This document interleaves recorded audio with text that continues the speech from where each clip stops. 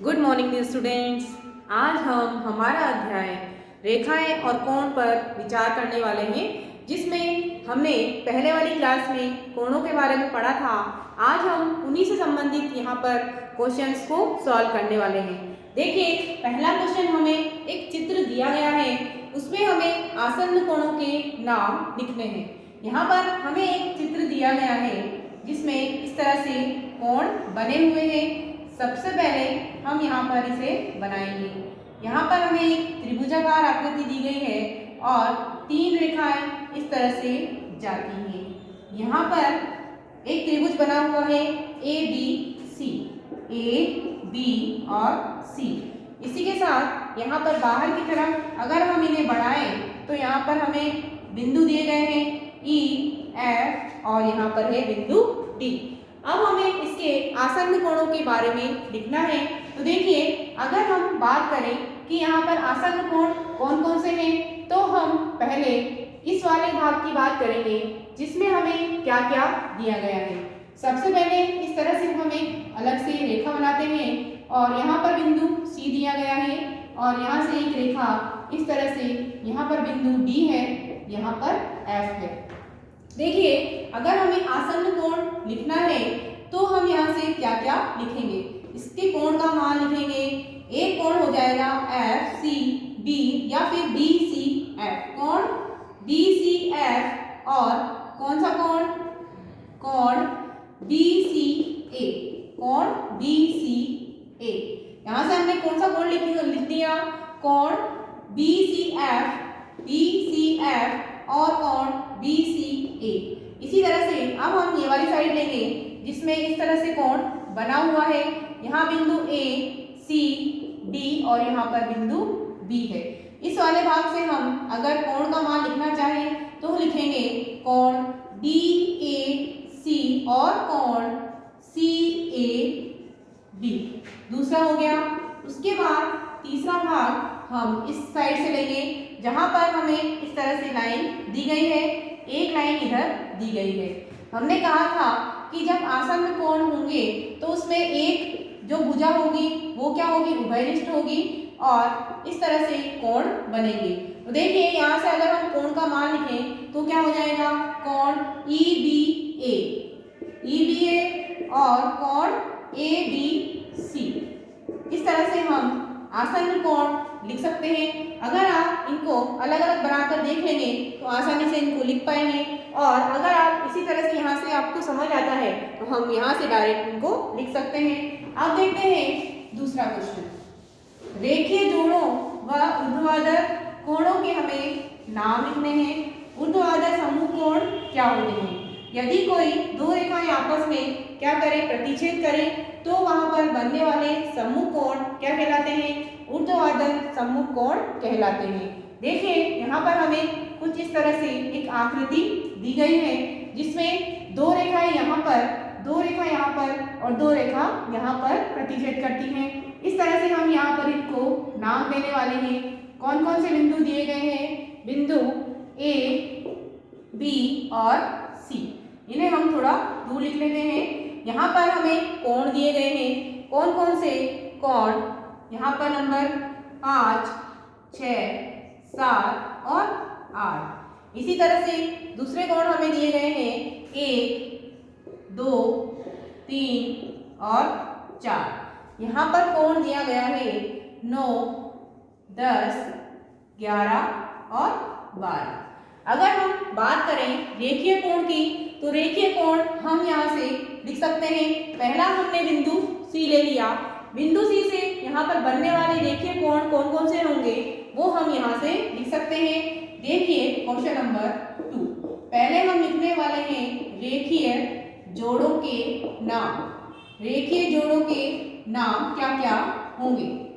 यहाँ पर से हम देखें तो कौन सा कोण? कोण 5 और 6। हम यहाँ पर इसको ब्रैकेट में लिखेंगे। कोण 5, कोण 6, उसके बाद कोण 6, कोण 7 और फिर है कोण 7 और कोण 8।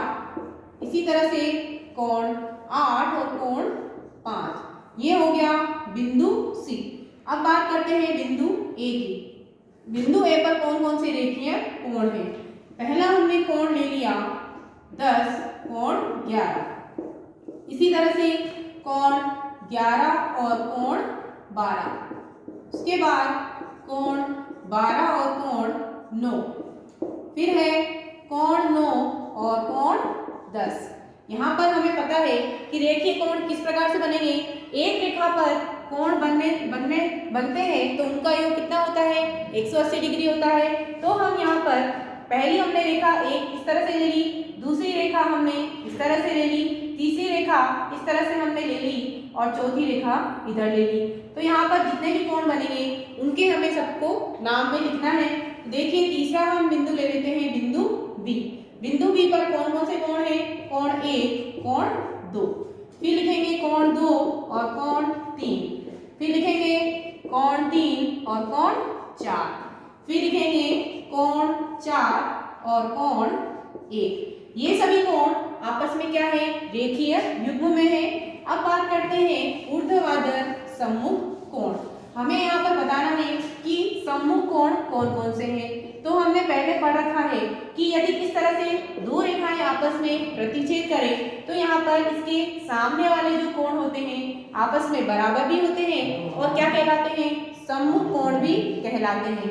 तो देखिए हम यहाँ से लिखेंगे क्वेश्चन नंबर 2 का ऊर्ध्वाधर सम्मुख कोण। ऊर्ध्वाधर सम्मुख कोण कौन कौन से हैं, यहाँ से लिखेंगे कोण 5 कोण 7। फिर है कोण 6 और कोण 8। यहाँ से हम लिखे तो कोण 9 कोण 11। फिर लिखेंगे कोण 10 और कोण 12। फिर है हमारे पास बिंदु डी पर कोण 1 कोण 3। फिर आ जाएगा कोण 2 और कोण 4। अगर हम इसी तरह से इनका मान ज्ञात कर सकते हैं। अब देखते हैं क्वेश्चन नंबर 2 की तरह अगर हमें कोई दूसरी आकृति दी गई हो तो उसमें हम ऊर्ध्वाधर कोण किस तरह से ज्ञात करेंगे। हमें यहाँ पर नंबर ना देकर हमें यहाँ बिंदु दिए गए हो तो हम इनको किस प्रकार से ज्ञात करेंगे। देखिए यहाँ पर दो समांतर रेखाएं हमें इस प्रकार से दी गई है। यहाँ पर हमने नाम दे दिया A, B, C और D। यहाँ पर एक तिर्यक रेखा जाती है जिससे नाम दे देंगे हम E और F। यहाँ पर बिंदु E, यहाँ पर F। अब यहाँ पर जे प्रतिच्छेद करती है उन बिंदुओं के नाम है बिंदु G और बिंदु H। अब हमें यहाँ पर क्या लिखना है, ऊर्ध्वाधर सम्मुख कोण लिखने हैं। तो हम यहाँ से लिख सकते हैं ऊर्ध्वाधर सम्मुख कोण बराबर ऊर्ध्वाधर सम्मुख कोण कौन कौन से हैं। पहला हमने बिंदु G वाला ले लिया।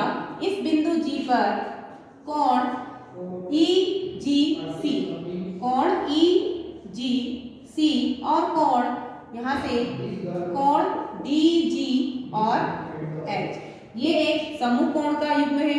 उसके बाद हम यहाँ पर कौन सा कोण लेंगे, कोण EGD, कोण CG और H। ये हो गया बिंदु G पर। अब हम बिंदु H की बात करते हैं तो यहाँ से बनने वाले सम्मुख कोण कौन कौन से हैं, कोण BHF और कोण यहाँ से हम लिखेंगे कोण GHA। इसी तरह से कोण कौन सा लेंगे, GHB और कोण AHF। इस तरह से हमें नाम न देकर बिंदु दे दिया और बिंदु से हमने इसके सम्मुख कोण लिख दिए। अब बात करते हैं क्वेश्चन नंबर 3 की।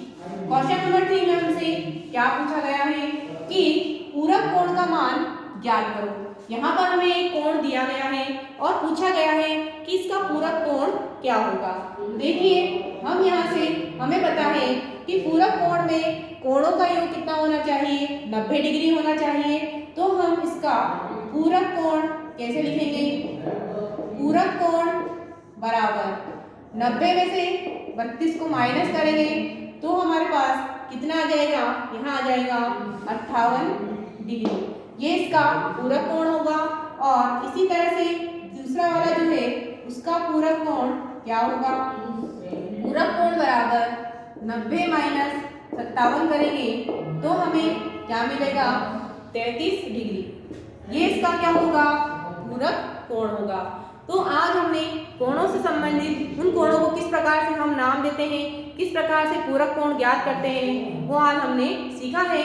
कल हम हमारा नेक्स्ट टॉपिक लेंगे। आज के लिए इतना ही। Thank you.